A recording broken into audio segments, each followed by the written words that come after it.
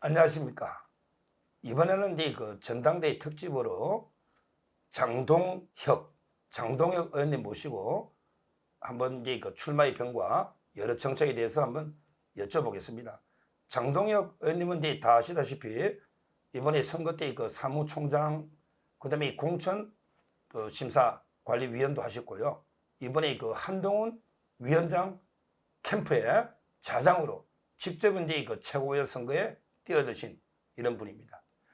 먼저 이제 그 한동훈 위원장하고 인연은 어떻게 됩니까? 도저히 잘 이해가 안 돼서 어떤 인연으로 그렇게 척걸이 됐습니까? 사실 한동훈 위원장께서 사무총장을 맡아달라고 전화할 때까지는 예. 법무부 장관 대 법사위원, 그러니까 뭐 국회의원 대 국무위원으로서의 인연 외에는 다른 인연은 없었습니다. 한동훈 위원장께서 사무총장 맡아달라고 전화할 때도 모르는 번호로 전화가 왔었는데 보니까 한동훈 위원장이더라고요.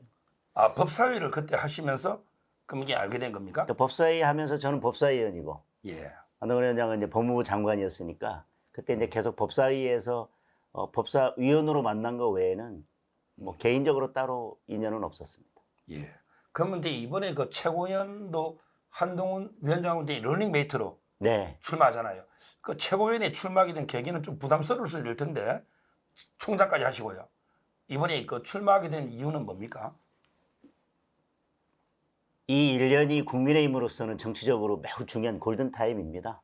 예. 내후년부터는 뭐 지방선거, 대통령선거, 총선 3년 내내 선거가 있는데 이 1년 동안 우리 국민의힘이 변화하고 쇄신하지 못하면 국민의힘의 미래는 어두울 수밖에 없습니다. 네, 한동훈 위원장이 이번 전당대회 당대표로 나와서 국민의힘을 변화시키고 쇄신하겠다라고 했기 때문에 저도 국민의힘의 변화와 쇄신에 일조를 하면서 또 한동훈 위원장이 당대표가 된다면 당 지도부를 안정적으로 이끌고 갈 수 있는 최고위원들이 필요하기 때문에 뭐 그런 뜻에서 이번에 최고위원으로 직접 출마하게 됐습니다. 아, 근데 총선에 이번에 제가 대표한 거는 맞잖아요. 네. 근데 저는 뭐 윤석열 대통령의 중간 평가니까 윤 대통령 책임 제일 큰 거 맞고요. 그다음에 그 한동훈 위원장 책임이 두 번째일 거고요. 그다음에 우리 의원님 책임도 있지 않겠습니까? 공천에도 관여하고 맞습니다. 총장이니까. 네. 혹시 그 책임론에 대해서 당원들께 뭐 한 말씀 한다면 뭐라고 하실지요? 한동훈 위원장도 총선 참패 책임을 지고 비대위원장에서 물러났었고 예. 저도 함께 사무총장직에서 물러났다가 이번에 출마를 하게 됐는데 우선 총선 실무 책임을 맡았고 또 공천의 실무를 맡았던 저로서는 이번 참패에 대해서 당원들께 뭐라고 드릴 말씀이 없을 정도로 죄송합니다. 그리고 실무적으로 잘 하지 못하고 또 사무총장으로서 비대위원장이 어쨌든 지휘하는 데 있어서 뒷받침하지 못한 거에 대해서 저의 책임을 통감하고 있습니다. 뭐 그런 측면에 있어서는 저의 잘못을 그리고 제 부족함을 인정하고 그러나 지금 이 전당대회 이 우리 국민의힘이 앞으로 1년간 변해야 되는 이 중요한 시점에 있어서는 그런 것들을 따지기보다는 누가 변화와 쇄신을 이끌어낼 수 있는지 그리고 절대 다수인 야당과 맞서서 누가 가장 잘 싸울 수 있는지를 생각해 본다면 저는 개인적으로 한동훈 위원장이 가장 잘 할 수 있다. 그래서 변화와 쇄신에 앞장서겠다고 한다면 저도 함께 그 길을 가겠다라는 생각을 하고 있습니다. 뭐 저도 이제 그 이재명이나 조국 2조 심판 했잖아요. 그 자체가 이제 나쁘다고는 안 보거든요. 물론 이제 그걸로만 끝내서는 안 되지만 2조 심판론 자체가 이제 잘못된 프레임은 아니다 하고 보고 앞으로 이제 그 이재명과 싸울 대표로는 이제 그 한 위원장이 뭐 적임자로 저도 생각합니다. 다만 이제 일부의 우려는 한 위원장이 이제 그 계속 수평적인 당정 관계 그러면서 또 건강한 긴장 이러다 보니까 이제 그 과연 윤석열 대통령과 좀 이제 그 호흡을 맞춰서 갈 수 있을지 좀 이게 혹시 또 윤 대통령과 이게 충돌이 있을지 않을지 이런 데 우려가 일부에 있거든요. 그 점은 이게 어차피 오늘 그 캠프에 자장으로 오셨으니까 한 위원장이 문제인데 자장이니까 한번 어떻게 생각하시는지 그 우려에 대해서는.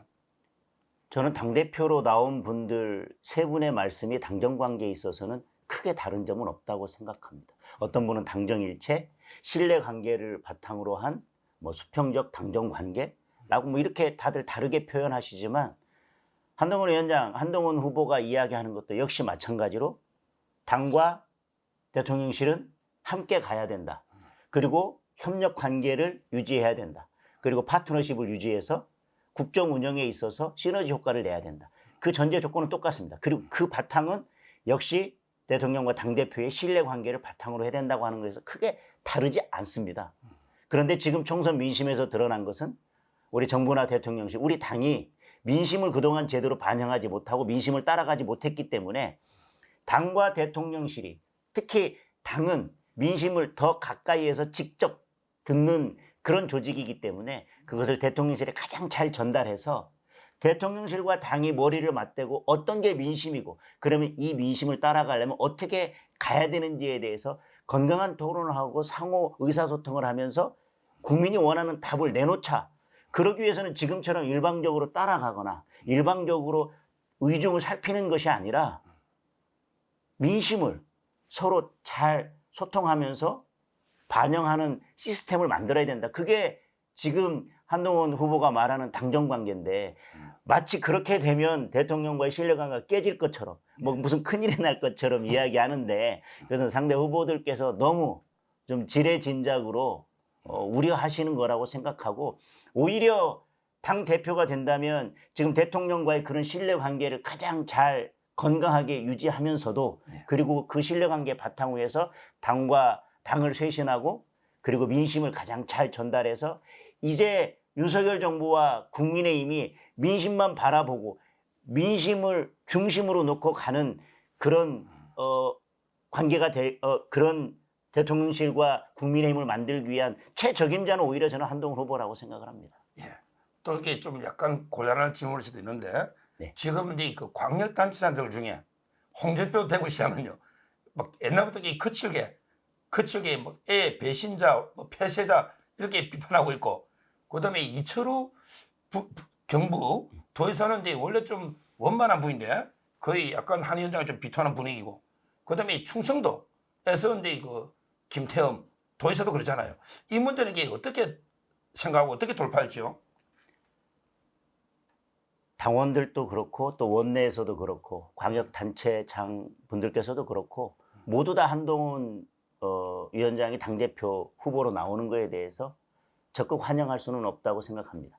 그분들 중에 지금 한동훈 위원장이 당대표 후보로 나오면 안 된다라고 말씀하시는 분 중에 한동훈 후보에 대해서 그냥 반대하는 분들도 계시지만 오히려 한동훈 후보를 아끼기 때문에 지금이 아니라 조금 쉬었다 나오는 게 맞다라고 말씀하시는 분들도 있습니다.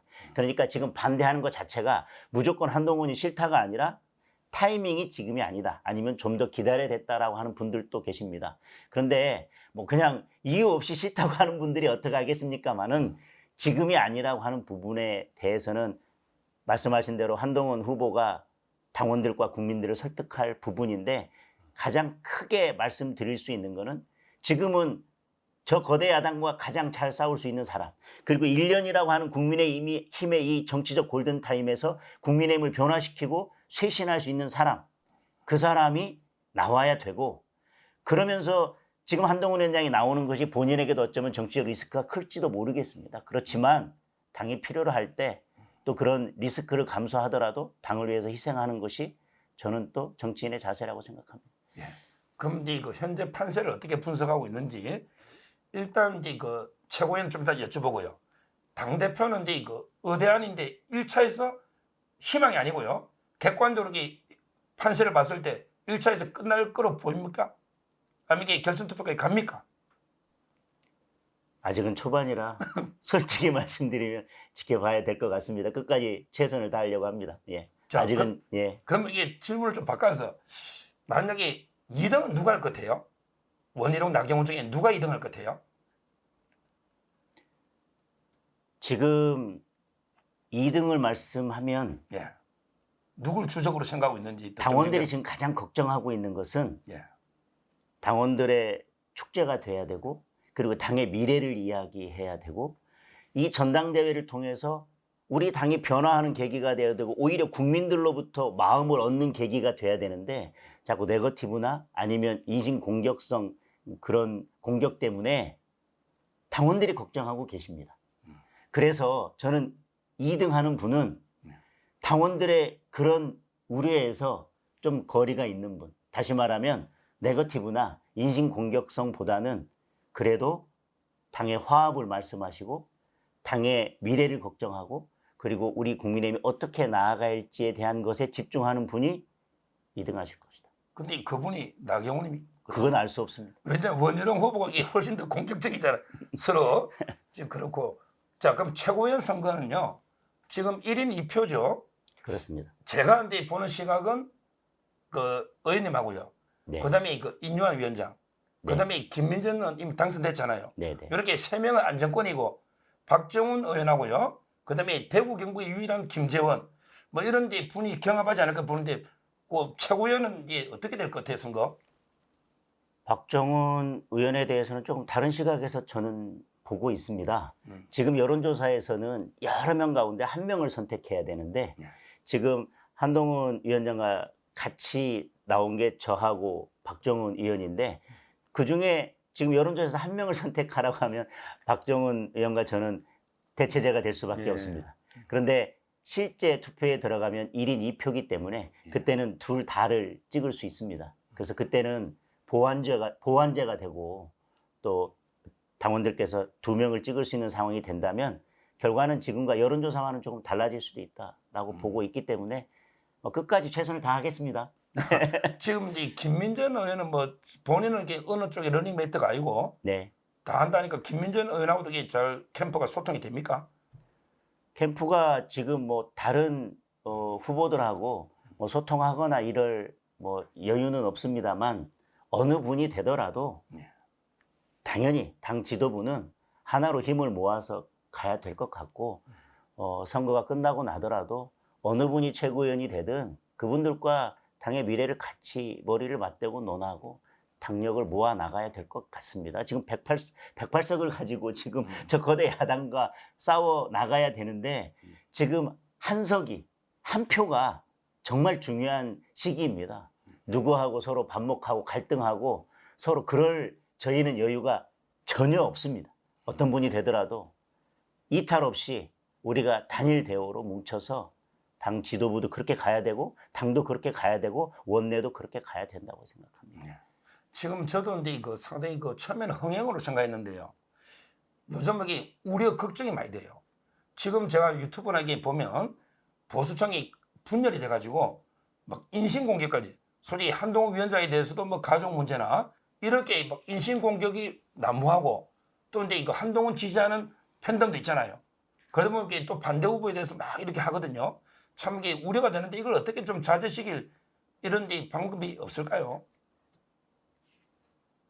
너무 안타까운 상황인 것 같습니다. 아까도 말씀드렸지만 전당대회라고 하는 건 모든 당원의 축제가 되고 이걸 통해서 우리 당이 변화하고 쇄신하면서 국민의 마음을 얻는 과정이 돼야 되는데 자꾸 이 선거 과정 자체가 국민의 마음에서 멀어지고 있는 게 아닌가 하는 우려가 있고 당원들께서 특히 그런 걱정을 하고 계시고 더군다나 이렇게 전당대회가 갈등 상황으로 가면서 나중에 전당대회가 끝나고 나서 우리 당이 정말 똘똘 뭉쳐서 갈 수 있을지 특히 조금 전에 말씀드린 것처럼 108석을 가지고 우리가 192석의 거대 야당과 싸워가야 되는데 이런 갈등 상황을 자꾸 만드는 것이 건강한지 우려하는 당원들이 너무너무 많고 원내에서도 그런 당원들의 그 민심을 듣고 당원들의 그런 마음을 읽고 의총에서도 뭐 아니면 뭐 개인적인 자리에서도 우려해 주시는 목소리가 많습니다. 우리가 전당대회를 치르는 과정을 보면 어떤 캠프가 전당대회를 치르는 과정을 보면 그 캠프가 만약에 당대표가 그 캠프에서 나온다면 당을 어떻게 운영할지를 다 그게 전당대회 과정에서 보여주는 것입니다. 그리고 그 후보 주변에 어떤 사람들이 있고 그 사람들이 어떤 모습으로 선거를 하는지를 보면 그 캠프가 보이고 그분들이 당을 어떻게 운영할지를 볼 수 있는 거거든요. 그리고 후보가 그 주변 사람들에게서 보이는 것이고 그런 점을 염두에 두고 선거 과정 그리고 선거운동의 모든 한 걸음 한 걸음이 당원들에게 좀 다가가고 국민들 마음과 더 다가갈 수 있는 방법으로 전당대회가 치러졌으면 하는 강한 바람이 있습니다. 예. 그다음에 정책과 관련해서 하나만 여쭤볼게요. 최상병 특검법 있잖아요. 네. 한 위원장이 이제 그 대법원장이 추천하거나 이렇게 공정하게 되면 이제 우리가 발의할 수 있다 이렇게 말씀했잖아요. 그래서 저는 이제 이걸 민주당이 특검을 좀 막으려는 방어를 하려면 이게 우리도 대안이 있어야 되잖아요. 민주당이 막 밀어붙이니까 이렇게 좀 선의로 해석을 했는데, 근데 지금 실제 민주당이 이제 발의할 텐데요. 근데 이준석이 뭐라 했냐면 17명의 캠프 의원이 있으니 빨리 한동훈 위원장 진정성이 있으면 빨리 발의해라. 뭐 이렇게까지 지금 이준석 의원도 요구하고 있잖아요. 실제 진짜 최상병 특검에 대해서 캠프 한 위원장 포함해서 진작에 의도 뜻은 뭔지 한번 다시 한번 이게 분명히 좀 밝혀주시면 좋겠습니다. 첫 번째, 지금 민주당의 특검은 절대 받을 수 없습니다. 네. 지금 민주당의 특검법이 조금 예를 들면 수정이 된다 하더라도 특검을 추천하는 주체가 공정성이 없고 뭐 민주당만이 한다든지 조국혁신당만이 한다든지 누구라도 국민들이 보았을 때 이건 공정성과 객관성을 담보할 수 없다면 그런 특검은 절대 받을 수 없습니다. 그리고 만약에 그것이 본회의에 온다면 반대할 것이고요. 그리고 제2요구를 해야 된다고 생각하고 제2요구가 온다면 반드시 부결시킬 것입니다. 그게 첫 번째입니다. 그리고 두 번째는 우리가 지금 이 민주당에서 계속해서 재발의하고 부결되면 또 재발의할 거고 부결되면 재발의하면서 어떻게든 계속 공격할 것인데 우리가 지금 그러면 계속 여기에 발목 잡혀서 민생으로 한 발자국도 나아가지 못하고 있는데, 그러면 민주당이 이렇게 무도하게 공정성과 객관성을 담보할 수 없는 특검을 자기들이 입맛대로 골라서 특검 세우겠다고 하는 이것을 막고 이 명분을 떨어뜨리고 그리고 국민들에게 이 법이 어떻게 잘못됐는지를 가장 선명하게 드러내면서 이제는 명분이 없는 민주당이 자기들의 특검법이 맞다라고 국민들을 설득하게 만들려면, 그래서 우리가 이걸 계속 반대하고 계속 거부하고 제2호가 들어왔을 때 또 다시 부결시키는 우리의 이런 일련의 선택에 대해서 국민들께서 이해하시도록 하려고 한다면 우리가 저건 잘못됐습니다, 저건 잘못됐습니다 계속해서 말한다고 되지 않습니다. 이걸 가장 명확하게 부각하고 그러면 민주당이 선택할 수 있는, 그런데 어쩌면 선택할 수 없을지도 모르는 그런 대안을 놓고 우리는 민주당의 저 무도한 특검법에 대해서 방어를 해야 된다고 생각합니다. 어쩌면 우리가 선제적으로 공격적으로 내놓는 이것이 민주당의 무도한 특검법을 방어할 수 있는 저는 최선의 수단이라고 생각하고 있습니다. 뭐 저도 이제 민주당이요, 그 우리가 내는 안 있잖아요. 예. 이걸 안 받을 거라고는 이제 생각하거든요. 그러면 이게 결국 특검이 안 되는 건데, 만약에 오늘 조국 의원이요, 우리 추천권 포기하겠다 그랬거든요. 그래서 만약에 진짜 만에 하나 민주당이 덜컥 우리 다 양보할 테니 한동훈 위원장 안 받겠다, 대법원장 추천까지 하는데 다 받겠다 이러면 이게 진짜 특검이 되는 겁니까? 다 받겠다고 하면 뭐 그럴 일은 저는 없을 거라고 저는 생각하지만 벌써 이게 양보안이 나오고 있잖아요. 양보안이 나오는 것은 아마 민주당에서는 아마 이재명 대표는 절대 양보하지 못할 것입니다. 이재명 대표가 이 특검을 추진하는 이유는 실체적 진실 발견에 1도 관심이 없습니다. 본인 방탄의 목적이기 때문에 특검을 객관적인 제3자가 추천하는 것이라면 이재명 대표는 이 특검을 할 이유도 없고 특검을 받을 이유도 없습니다. 목적 자체가 그것이 아니기 때문에 저는 그래서 제3자 이 특검법이 민주당의 그런 정치적 불순한 의도, 무도함을 가장 선명하게 나타낼 수 있는 것이 저는 제3자 특검법이라고 생각합니다. 네. 자, 하나만 더. 지금 이제 그 끝나고요. 대표가 됐다 치고요. 그러면 이제 다시 탕평을 통해서 이제 당을 하나를 만들어야 되잖아요. 네. 근데 벌써 한간에는 뭐 소문입니다. 예를 들어 이제 대표가 할 수 있는 게 사무총장, 그다음에 지명직 있잖아요, 최고위원. 이게 사장 내정됐다. 일부에서는 이제 그 우리 배현진 의원, 박정원 의원이 한동훈 위원장을 도와주면서 박정원은 이제 최고위원, 배현진 의원에게 사무총장을 요구했다. 이런 게 한간의 이야기입니다. 혹시 이게 뭐 내정이 돼 있고 제가 보기에 탕평을 위해서 다른 계파에 줄 수도 있는 거고요. 이거는 어떻게 봐야 됩니까? 탕평 사무총장이나 지명직 최고위원은? 지금까지 한동훈 전 비대위원장이 되고 나서 사람을 어떻게 썼는지를 보면 또 앞으로 사람을 어떻게 쓸지가 보여질 거라고 생각합니다. 아까 말씀드렸지만 저는 그 이전에 한동훈 전 비대위원장과 개인적인 관계가 전혀 없었습니다. 아시겠지만 한동훈 위원장이 비대위원장으로 온다고 했을 때 저는 반대했던 사람입니다. 그런 저를 사무총장으로 앉혔습니다. 저를 사무총장으로 선택했습니다. 그런 사람들까지도 포용해서, 그리고 어떤 사람을 써야 지도부가 가장 건강하게 운영될지에 대해서 누구보다도 잘 알고 있으리라고 생각하기 때문에 앞으로 지켜보시면 될 것 같고, 명확하게 여기서 하나 말씀드릴 수 있는 것은 지명직 최고든 사무총장이든 정책이든 그 어떤 자리도 지금까지 정해진 것은 없습니다. 자, 그러면 이게 또 탕평과 관련해서 가장 지적을 많이 하는 게요. 지금 이제 우리 정통 우파청에서 김경률 문제. 네. 아마 이제 여기서부터 한동훈 위원장이 많이 꼬였을 거예요. 김경률 비대위원이 옛날에 그 마리 앙투아네트 김건희사 이 발언인데, 근데 그때 본인이 비대위원 계속 했잖아요. 요즘도 이게 방송에 한 번씩 나가면 좀 이게 그 김건희사나 윤 대통령에 대해서 비판적이거든요. 그래서 한 위원장을 좋아하는 분들도 너무 이게 진중권, 그다음에 김경률 또는 이제 그 하문경 이런 이제 그 전향 좌파들한테 휘둘리는 게 아닌가 이런 우려가 있어요. 여기에 대해서는 어떻게 생각하십니까? 당 내에 다양한 목소리는 있을 수 있다고 생각합니다. 그렇지만 지금 말씀하신 것처럼 다양한 목소리를 듣고 어떤 방향으로 갈지에 있어서는 한동훈 후보는 본인 나름대로의 소신과 확실한 방향성이 있다고 생각합니다. 그래서 저는 그 부분은 흔들리지 않을 것이라고 생각하고 그 부분을 걱정은 하지 않아도 된다고 생각합니다. 그러나 당내에 다양한 목소리가 나올 수 있는 그 구조 자체를 막는 것은 저는 당의 건강을 해친다고 생각합니다.